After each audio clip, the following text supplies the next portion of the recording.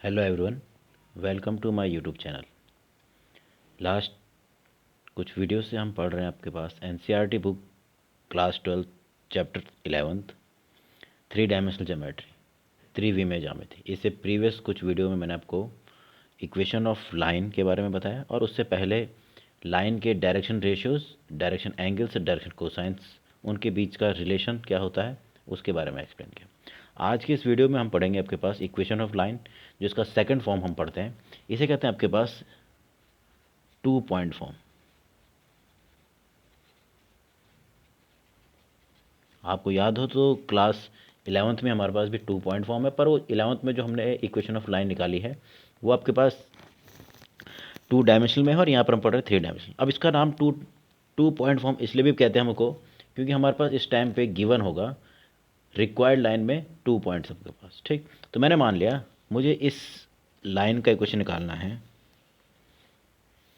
Axis system में 3 dimensional space में आपके पास ये एक्सिस सिस्टम मैंने बनाया और ये मान लो ये है रिक्वायर्ड लाइन जिसका इक्वेशन मुझे कैलकुलेट करना है। तो मैंने मान लिया आपके पास कि इस पर 2 पॉइंट हमें दे दिए गए हैं। एक आपके पास है पॉइंट ए और एक है पॉइंट बी। मैंने कहा पॉइंट ए के कोऑर्डिनेट हैं x1, y1 और z1 और पॉइंट बी के हैं x2, y2 और z2। अब क्योंकि इस केस में मुझे 2 पॉइंट्स दिए हुए हैं तो इसलिए हम इसको कह रहे हैं 2 पॉइंट फॉर्म। अब मैंने कहा इन दोनों के पोजीशन वेक्टर को हम डिनोट कर रहे हैं 2 वेक्टरों के द्वारा। अब मतलब पोजीशन वेक्टर क्या होता है, ओरिजिन से दिए हुए पॉइंट तक जो आपके पास वेक्टर बने उसे हम कहते हैं पोजीशन वेक्टर। मैंने कहा ओ ए को हम कह रहे हैं वेक्टर ए और बी ओ बी को हम कह रहे हैं वेक्टर बी। तो इसको 2 पॉइंट फॉर्म इसलिए कहते हैं क्योंकि इस पर हमको क्या गिवन है, 2 पॉइंट दिए हुए हैं। इसलिए पास मान लो बस F A x1, y1, z1 and b x2, y2, z2 are given point on required line। जो लाइन L है उस पर 2 पॉइंट हैं A और B जिनके डायरेक्शन रेशियोज दिए हुए हैं। इस प्रकार से हैं कि दोनों के पोजीशन वेक्टर को हमने कहा ओ ए को हमने डिनोट किया A से और ओ बी को डिनोट किया वेक्टर बी। तो हमको अगर डायरेक्शन आपके उनके कोऑर्डिनेट्स दिए तो हम उनके पोजीशन वेक्टर को निकाल भी सकते हैं।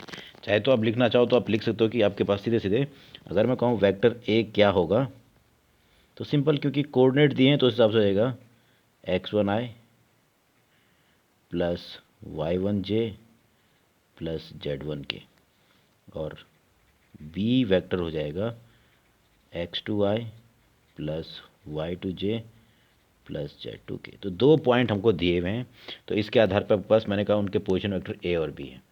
अब जब भी हम इक्वेशन निकालते हैं तो हम एक पॉइंट और कंसिडर करते हैं।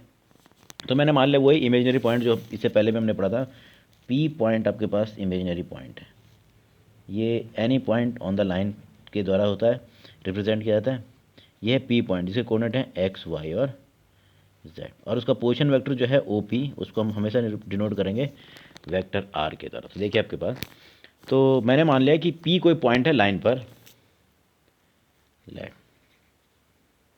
P X Y Z be any point, any imaginary point भी कह सकते हैं, any point on required line L. L रेखा जो हमको निकालनी है उस पर कोई आपके पास क्या है पॉइंट, ये पी है, इस प्रकार से है सच दैट कि इसका पोजीशन वेक्टर है आपके पास आर वेक्टर। और आपको मालूम है आर वेक्टर क्या हो जाएगा इस केस में, जैसे हमने ए और बी निकाला उस हिसाब से हो जाएगा एक्स आई प्लस वाई जे प्लस जेड के। ये आपके पास इसका जो हमने इमेजनरी पॉइंट हमने पी कंसिडर किया है इस लाइन पर, उसका कोई आपके पास उसका जो पोजीशन वेक्टर उसको मैंने ओपी से डिनोट किया जिसको हम आर वेक्टर द्वारा भी डिनोट कर सकते हैं। आपने वेक्टर के केस में पढ़ा था, सबसे पहले टाइप्स ऑफ वेक्टर में यही आपके पास आया था पोजीशन वेक्टर। ठीक, तो ये आपके पास है।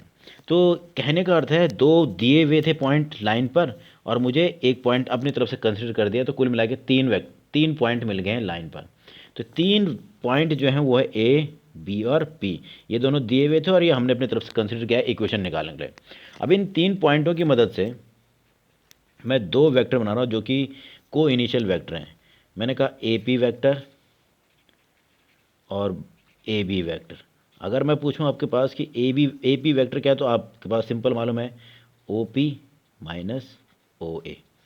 ये होता है आपके पास क्या, जो वेक्टर ए पी है उसको हमने कैलकुलेट करेंगे तो हमको क्या मालूम है कि ए पी वैक्टर में ए इनिशियल पॉइंट और पी आपके पास एंड पॉइंट है, तो पी का पोजीशन वेक्टर यानी एंड पॉइंट का position vector minus initial point का, तो इस हिसाब से आपके पास हो जाएगा ये आर माइनस ए वेक्टर। तो ये एक वेक्टर मैंने निकाला। तो दूसरा वेक्टर इसको कह रहे हैं को इनिशियल इसलिए क्योंकि इन दोनों वेक्टर्स के लिए ये 2 वेक्टर इनके इनिशियल पॉइंट क्या है, सेम।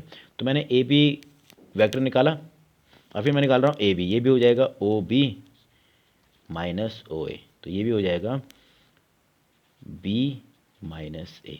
तो ये इस प्रकार से आपके पास मैंने इन 3 पॉइंट की मदद से 2 वेक्टर निकाले हैं, ए पी और ए बी। अब थोड़ा इस तीनों वेक्टर को जरा गौर से देखें। देखो हमें मालूम है कि A B and P R collinear vector points. ये आपके पास कैसे पॉइंट्स हैं, कोलिनियर पॉइंट्स। अगर ये कोलिनियर हैं तो सीधे सीधा अर्थ है जो ए बी वेक्टर और जो ए पी वेक्टर हैं वो क्या कहलाएंगे, आर कोलिनियर वेक्टर्स।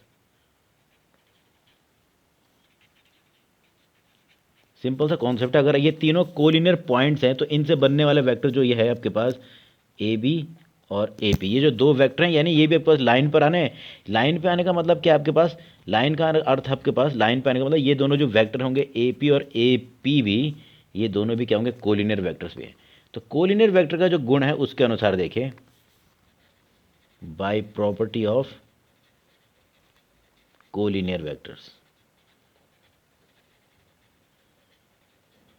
तो जो कोलिनियर वेक्टर्स का गुण है उसके अनुसार क्या होना चाहिए, यानी A P vector equal to lambda times होना चाहिए क्या, ए वेक्टर भी। आपको पता है 2 पैरेलल वेक्टर और कोलिनियर वेक्टर का जो केस है वो आपके पास क्या होता है, वेक्टर ए बराबर लैम्डा टाइम्स ऑफ बी। यहाँ पर उस हिसाब से ये 2 वेक्टर अगर कोलिनियर है तो हम लिख सकते हैं ए पी बराबर क्या होगा, lambda times of A B. और ए पी वैक्टर था R minus A vector equal to lambda times of B minus A. जब इसको मैं सिंप्लीफाई करूँ तो आपके पास लास्ट में एक इक्वेशन मिलता है, R equal to A vector, ये माइनस ए इधर जाएगा तो plus A, plus lambda times of B minus A. तो ये जो इक्वेशन आपको प्राप्त होता है ये कहलाता है आपके पास equation of line in 2 point form. तो ये आपके पास क्या है, वेक्टर इक्वेशन है। ये कहलाता है vector equation of line in 2 point form. अब थोड़ा सा ध्यान ये देना आपके पास कि ये आपके पास जो इक्वेशन है इसको याद करना है आपके पास। तो r equal to A plus lambda B minus A है, तो a और b दोनों के दोनों क्या है, उस पर स्थित जो बिंदु हैं उसके पोजीशन वेक्टर हैं।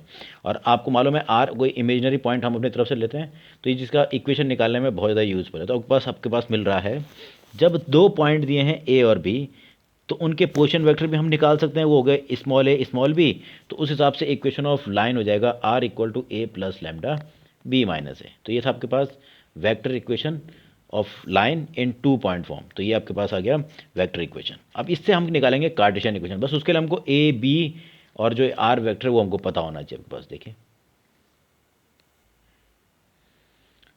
तो कार्टेशियन इक्वेशन ऑफ लाइन हम निकाल रहे हैं, कार्तीय समीकरण आपके पास, रेखा का समीकरण ज्ञात कर रहे हैं हम इन 2 पॉइंट फॉर्म, यानी 2 बिंदु रूप में कार्तीय समीकरण क्या होना चाहिए, 2 बिंदु रूप में। देखिए तो हमारे पास वेक्टर इक्वेशन मिला है, वेक्टर इक्वेशन ऑफ लाइन जो 2 पॉइंट फॉर्म में मिला वो था r equal to A plus lambda times of b minus A. अब इसमें याद रखना है कि a और b क्या है। इस केस में a आपके पास पहला बिंदु जो दिया है उसका पोजीशन वेक्टर, और b जो है आपके पास जो दूसरा बिंदु है उसका पोजीशन वेक्टर। जो हमने लास्ट वीडियो में पढ़ा था आपके पास, जो दूसरा इक्वेशन हमने पढ़ा था वो था r equal to A plus lambda times of B, जो मैंने इससे प्रीवियस वीडियो में बताया था, जो कि स्टैंडर्ड इक्वेशन भी है आपके पास। अगर इसमें इन दोनों इक्वेशनों की तुलना करूं तो देखिए यहाँ पर b एक वेक्टर होगा तो b माइनस ए भी क्या होगा, वेक्टर। इसके स्थान पर इसके स्थान पर क्या वेक्टर आ रखा है, बी माइनस ए का। बाकी आपके पास देखा तो ए की जगह पर ए तो है, आर की जगह पर आर।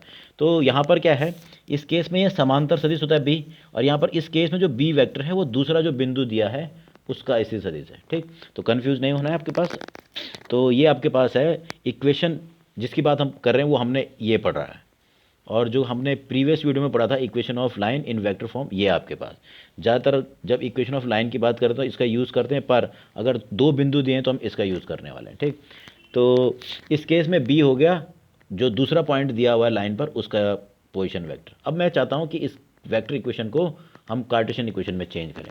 तो करेंगे क्या, सिंपल सा है, उसमें आर, ए और बी जो तीन वेक्टर हैं उनकी वैल्यू रख देंगे। तो देखो आपके पास हमें मालूम है आर होता है एक्स आई प्लस वाई जे प्लस जेड के, इक्वल टू ए था x one I plus Y one J plus Z one के प्लस लैम्डा टाइम्स। अब जरा इसको थोड़ा सा ध्यान देना, इस केस में जो बी था X two I plus Y two J plus Z two K, ये बी हो गया माइनस आपके पास करना है क्या ए, तो ए है X one I plus Y one J plus Z one के।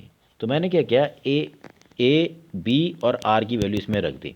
अब हमको करना क्या है, सिंप्लीफाई करना। अब सिंप्लीफाई करने का तरीका आपको मालूम है, यहाँ पर वेक्टर का एडिशन या कांस्टेंट से मल्टीप्लिकेशन और सब्सट्रैक्शन का यूज़ करना है। तो देखो क्या मिलेगा, ये हो जाएगा एक्स आई प्लस वाई जे प्लस जेड के इक्वल टू, जब मैं इसको सिंप्लीफाई करूँ तो पहले तो माइनस होगा और लैम्डा से गुणा होगा, तो देखो क्या मिलता है, X one plus Y one X one I plus Y one J plus Z one K, ये तो ऐसे ही रहेगा, प्लस लैम्डा टाइम्स, जरा इसको माइनस करके देखते हो, तो माइनस कैसे करते हैं आपको मालूम है, X two minus X one I plus Y two minus Y one J plus Z two minus Z one K. तो मैंने दोनों को सब्सट्रैक्ट भी कर दिया। अब ये सब्सट्रैक्ट होने के बाद लैम्डा से गुणा होगा, इसके साथ जुड़ेगा, तो देखो आपको क्या प्राप्त हो रहा है, ये मिलेगा एक्स आई प्लस वाई जे प्लस जेड के इक्वल टू, देखिए ये लैम्डा से गुणा होगा तो ये लैम्डा सभी को गुणा करेगा, लैम्डा आई वाई के गुणांक से भी गुणा होगा, जे के गुणांक से भी और के गुणांक से भी, और उसके बाद इसको जोड़ेंगे तो देखेंगे जोड़ेंगे कैसे, ये हो जाएगा X one plus lambda times of X two minus X one into I, ये हो गया पहला पार्ट, प्लस फिर जे वाले को जे से जोड़े तो आपके पास हो जाएगा Y one plus lambda times of Y two minus Y one J, और last z1 plus lambda times of z2 minus z1 K. तो ये आपके पास प्राप्त हो रहा है। तो अगर आप देखें इसमें गौर से, इस राइट लेफ्ट हैंड साइड में भी एक वेक्टर है और इसको देखिए ये भी एक वेक्टर ही है, ए आई प्लस बी जे प्लस सी के। तो आपके पास ये वेक्टर इक्वल टू ये आया है, तो आपको मालूम है वेक्टर कब इक्वल होते हैं, तो by property of equal vectors. हमको मालूम है वेक्टर इक्वल कब होते हैं, जब उनके आई जे और के कोफिशिएंट भी क्या होते हैं, इक्वल होते हैं। तो इस प्रॉपर्टी का यूज़ अगर मैं करता हूँ यहाँ पर, तो देखिए क्या मिलेगा, x इक्वल टू प्राप्त होगा X one plus lambda times of X two minus X one, ऐसे ही y equal to Y one plus lambda times of Y two minus Y one, और last z equal to Z one plus lambda times of Z two minus Z one. तो ये कुछ इस प्रकार से मिल रहा है। तो आपके पास हमें प्राप्त हो जाएगा x y और z। अगर इसको गौर से देखें तो हमने x y और z को क्या माना है, ये होता है any point on the line. ये p पॉइंट आपके पास है, और इस p पॉइंट की मदद से ही हमने क्या निकाला था, ये इक्वेशन निकाला था, वेक्टर इक्वेशन। अब इस p पॉइंट के हिसाब से आपके पास x y z के मान मिल गए, और इन तीनों में आपके पास कॉमन है लैम्डा। तो तीनों से जब हम लैम्डा की वैल्यू निकालेंगे देखो क्या मिलेगा, पहले वाले पार्ट से मिलेगा x minus X one upon X two minus X one, फिर y minus Y one upon Y two minus Y one, और z minus Z one upon Z two minus Z one. तो ये कहलाता है आपके पास equation of line in two point form. अब जरा इसमें देखें टू पॉइंट कौन कौन से, तो पहले पॉइंट की कोऑर्डिनेट है X one Y one Z one, और दूसरे पॉइंट है एक्स टू वाई टू और जेड टू। तो ये है इक्वेशन ऑफ लाइन। ये कहलाता है आपके पास इक्वेशन ऑफ लाइन। ये रेखा एल का समीकरण है जिस पर स्थित दो बिंदु आपके पास दिए। अब इसमें ध्यान देने वाली बात क्या है, तो आपके पास where A equal to x2 minus x1, b equal to y2 minus y1 और c equal to z2 minus z1। अब मैंने लिखा ए बी सी। अगर आप इक्वेशन देखो पुराना वाला जो कि कुछ इस प्रकार का था, देखो यहाँ पर लिख रहा हूँ बस। पुराना इक्वेशन जो इससे पहले वाले वीडियो में हमने पढ़ा है वो है x minus X one upon A, Y minus Y one upon B और z minus Z one upon C. इस पुराने वाला जो इससे पहले आपके पास हमने इक्वेशन पढ़ा था प्रीवियस वीडियो में, इस इक्वेशन और इस इक्वेशन की अगर मैं तुलना करूं, इन दोनों इक्वेशनों की अगर मैं तुलना करता हूं तो मुझे क्या प्राप्त हो रहा है। देखिए क्लियरली हमें पता चल रहा है कि ऊपर वाला जो है वो सब तीनों में सेम आ रखा है, इस वाले इक्वेशन में चाहे इस वाले इक्वेशन में सेम है। बस जो डिनोमिनेटर है उसमें थोड़ा परिवर्तन, यहाँ पर था ए बी सी। हमने कहा था ए बी सी जो है नीचे वो लाइन के डायरेक्शन रेशियो कहलाते हैं, साथ में ये जो पैरेलल वेक्टर था उसके भी डायरेक्शन रेशियो से। अगर मैं इससे तुलना करूँ तो यही तो ए बी सी है, ए बी और सी। देखिए तो ये कहलाते हैं are direction ratios of line.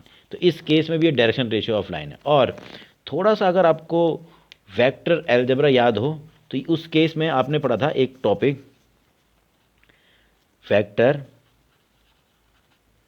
Vector joining two points. तो टू पॉइंट्स को ज्वाइन करने वाला जो वेक्टर होते हैं उसके डायरेक्शन रेशियोज भी यही होते हैं, x2 minus x1, y2 minus y1 और z2 माइनस z1। तो यही आपके पास दो बिंदुओं को मिलाने वाले सदिश के भी डायरेक्शन रेशियो हैं, और यही आपके पास दो बिंदुओं को मिलाने वाले या दो बिंदुओं से गुजरने वाली रेखा के दिग अनुपात या डायरेक्शन रेशियोज भी होते हैं। तो इसलिए आपको वो थोड़ा सा वेक्टर अलजेब्रा जो चैप्टर है वो आपको अच्छा आना चाहिए, क्योंकि अगर जो भी हम कॉन्सेप्ट वहाँ पढ़ रहे हैं उसका यूज़ भी यहाँ पर भी हो रहा है आपके पास। ठीक है, तो ये है स्टैंडर्ड इक्वेशन।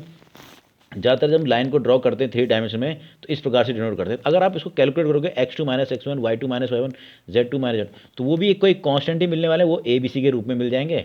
और जो डिनोमिनेटर में आता है, कई बार क्वेश्चन आता है कि भाई दो लाइन के इन दो बिंदुओं को मिलाने वाली रेखा के डायरेक्शन रेशियो निकालिए, तो सिंपल है x2 minus X one, y2 minus y1 z।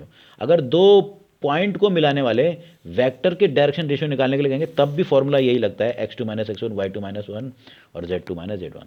तो आपको सबसे पहले जो वीडियो लाइन के लिए था उसमें भी हमने बताया था कि टू पॉइंट को मिलाने वाले जो लाइन होती है उसके डायरेक्शन रेशियो, डायरेक्शन कोसाइंस क्या होते हैं, वो हमने उसमें भी निकाला था। 11.1 वाला जो एक्सरसाइज वाले जो वीडियो है उसमें भी हमने क्वेश्चन उसी से संबंधित किए हैं। तो ये था आपके पास equation of line in two point form, both vector form और कार्टेशियन फॉर्म। अब इसमें थोड़ा सा एग्जांपल देखिए आपके पास। अब आपके पास है, देखिए एक एग्जांपल के थ्रू मैं जो हमने कॉन्सेप्ट पढ़ा उसको एक्सप्लेन कर रहा हूँ। दोनों ही आपके पास है। Find the equation of line passes through 105। पहला पॉइंट ये है और दूसरा पॉइंट ये। हमको उस लाइन का इक्वेशन निकालना जो इन दोनों पॉइंट से गुजर रहा है। तो ये 2 पॉइंट फॉर्म से होने वाला, क्योंकि मुझे यहाँ पर पैरेलल वेक्टर के स्थान पर दूसरा पॉइंट दिया है, तो ये जो कॉन्सेप्ट हमने बताया 2 पॉइंट फॉर्म उसी का यूज़ है। देखिए सॉल्यूशन। तो उससे पहले जो दिए हुए पॉइंट हैं वो क्या है, गिवन पॉइंट्स आर। पॉइंट है A105 एंड पॉइंट बी है 3, 2 और -1। ये दो पॉइंट दिए हुए थे। सबसे पहले इनके पोजीशन वेक्टर निकाल लेते हैं। तो ओ ए पहला पोजीशन वेक्टर हो गया ए वेक्टर, इसको लिखेंगे हम, क्योंकि कोऑर्डिनेट ये है तो ये हो जाएगा i plus 0j plus 5k। और जो दूसरा पॉइंट है उसके हिसाब से उसका position vector O B equal to हो गया बी वेक्टर, यानी 3i प्लस 2j माइनस के। अब एक चीज़ और याद रखना आपके पास, अगर क्वेश्चन ऐसा आता है कि find the equation of line passes through, ये 2 पॉइंट्स दे रखे हैं तो उसका इक्वेशन निकाले, तो क्योंकि इसमें कुछ नहीं लिखा है कि कार्टेशियन फॉर्म में निकाले, वेक्टर फॉर्म में निकाले, तो आप किसी भी फॉर्म को निकाल सकते हैं। फिर डिपेंड इस पर भी करता है कि क्वेश्चन कितना बड़ा है, कि 1 मार्क का है, 2 मार्क का है, 4 मार्क्स का, या आपके पास 6 मार्क्स का, तो उस हिसाब से भी आप करोगे। अगर मान लो कि कहीं पर 4 मार्क्स या 6 मार्क्स का आता है तो आप इसको में दोनों ही निकाल लीजिए, क्योंकि छोटा छोटा क्वेश्चन आपके पास दोनों पार्ट। कहीं पर अगर 1 या 2 मार्क्स में आता है तो आप केवल किसी भी फॉर्म में निकालो, वेक्टर में या, हाँ अगर पर्टिकुलरली कह दिया कि कार्टेशियन फॉर्म में निकाले तो कार्टेशियन फॉर्म का यूज़ करेंगे, या पर्टिकुलर कह दिया कि आपके पास वेक्टर फॉर्म में निकाल तो वेक्टर फॉर्म। यहाँ मैं दोनों ही बता रहा हूँ क्योंकि हम अभी एक शुरुआत करें एग्जाम्पल के थ्रू। तो देखिए, तो पहले वेक्टर फॉर्म में निकालना है, तो मैंने क्या किया, जो दिए हुए पॉइंट हैं उनके लिए उनके पोजीशन वेक्टर निकाल लिए। सिंपल है, ओ ए और ओ बी निकाल लिया पोजीशन। अब हमें मालूम है इक्वेशन ऑफ लाइन, जो कि वेक्टर फॉर्म है, इस केस में क्योंकि ये 2 पॉइंट फॉर्म है, 2 पॉइंट दिए हुए इसलिए 2 पॉइंट फॉर्म का यूज़ करेंगे। तो इक्वेशन ऑफ लाइन होता है R equal to A plus lambda times of B minus A. चाहे तो आप यहाँ पर, क्योंकि मुझे मालूम है कि बी माइनस ए की आवश्यकता बी माइनस ए भी निकाल सकते, पर मैं यहाँ पर यहीं पर कर रहा हूँ, ठीक है। तो R इक्वल टू हो जाएगा, मालूम है ए कितना है, I plus 0j plus 5k plus lambda times of B था 3i plus 2j minus K minus A है I plus 0j plus 5k। तो मैंने ए बी की वैल्यू यहाँ रख दी, तो आपको क्या प्राप्त हो रहा है, R equal to I plus 0j plus 5k plus lambda times, आपको मालूम है माइनस कैसे करते हैं, तो जब माइनस करेंगे तो क्या होगा, देखो 3i माइनस आई हो जाएगा 2i plus 2j minus 0j हो जाएगा प्लस 2j, और माइनस के माइनस 5k हो जाएगा माइनस 6k। तो ये आ गया आपके पास equation of line in vector form. तो ये आपके पास वेक्टर फॉर्म से मिल जाएगा आपके पास, ठीक है। तो पहला तो मैंने वेक्टर फॉर्म बताया। अब मैं चाहता हूँ कि कार्टेशियन फॉर्म के लिए भी निकाले। देखो, तो कार्टेशियन फॉर्म को हम कैसे निकालेंगे, अगर कहीं पर प्रश्न आता है कि दोनों निकाले तो दोनों ही निकालने पड़ेंगे, और कार्टेशियन फॉर्म ये हो गया, और वेक्टर फॉर्म निकालने के लिए तो वेक्टर फॉर्म नहीं निकाल दे बस, ठीक है। तो ये वेक्टर फॉर्म का इक्वेशन ऑफ लाइन है, ठीक है। अब कार्टेशियन फॉर्म के लिए हम क्या करेंगे, जो पॉइंट दिए उसके हिसाब से देखो, फॉर पॉइंट ए आपके पास है 1 0 5, इसके लिए अगर मैं देखूँ, ये अगर पहला पॉइंट है तो इससे मुझे मिलेंगे x1, इसके coordinate x1 equal to 1, y1 equal to 0 और z1 इक्वल टू 5। इसी प्रकार similarly for point B, point जो है वो था 3 2 और -1, तो इसके लिए हो जाएगा x2 इक्वल टू, दूसरे पॉइंट के लिए 3, y2 इक्वल टू 2 और z2 इक्वल टू -1। जो दिए हुए थे आपके पास पॉइंट, उसके हिसाब से मैंने पहले पॉइंट से x1 y1 z1 और x2 y2 z2 निकाल लिया। तो मुझे मालूम है कि इक्वेशन ऑफ लाइन क्या होती है, 2 पॉइंट फॉर्म में या कार्टेशियन फॉर्म में। मैं यहाँ लिखता हूँ 2 पॉइंट फॉर्म जो है, तो हम क्योंकि कार्टेशियन फॉर्म के अंतर्गत तो पढ़ ही रहे हैं आपके पास, तो मैंने कहा 2 पॉइंट फॉर्म क्या है, तो आपको मालूम होना चाहिए क्या होती है, x minus x1 upon x2 minus x1, y minus y1 upon y2 minus y1 और z minus z1 upon z2 minus z1। ये इस प्रकार से कार्टेशियन फॉर्म होती है। तो वैल्यू रख देंगे, तो आपके पास मिल रहा है, देखो x माइनस x1 है 1 अपॉन x2 था 3 -1, क्योंकि x1 का मान है, ठीक है।